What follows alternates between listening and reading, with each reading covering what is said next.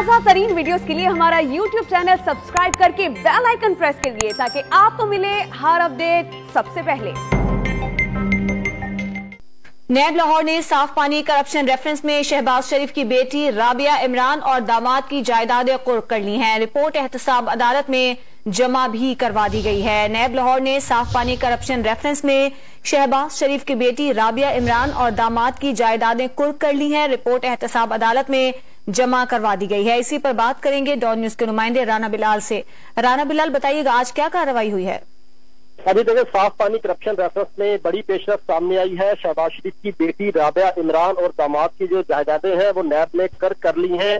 नैब ने शहबाज शरीफ के दामाद और बेटी की जायदादें कुर्क की जो रिपोर्ट है वो लाहौर की एहतसाब अदालत में नैब के स्पेशल प्रोसिक्यूटर असद मलिक की वसासत से जमा भी करवा दी है।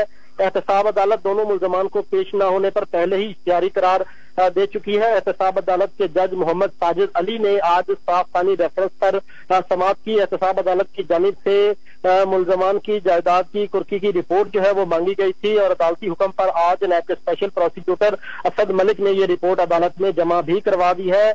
लाहौर की एहतसाब अदालत ने जो दीगर शरीक मुल्जमान हैं उनकी बरियत की दरखास्त पर 23 सितंबर को जो मुल्जमान के वकला है उन्हें तलब कर लिया है।